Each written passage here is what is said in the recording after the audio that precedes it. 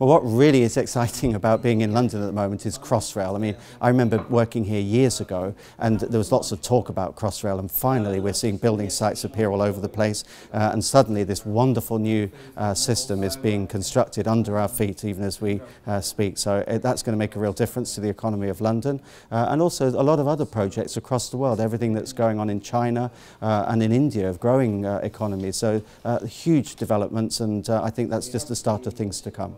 Well, internationally, I think here in London with Crossrail was probably one of the most significant projects, at least in the European context. I think it's one of the largest projects going on in the Toronto region. We also have a major program. We have about $16 billion worth of work underway in subways, on light rail, on bus rapid transit, on heavy rail. So it's an example of a North American environment where we're making a lot of investment. And of course, you have to always look at China. Everything that they're building in China in urban transportation, in virtually all forms of infrastructure, is something that we have to keep watching at. Well, of course, I'd like to say that the Honolulu project is the most exciting, as it's the introduction of the first driverless metro in the United States.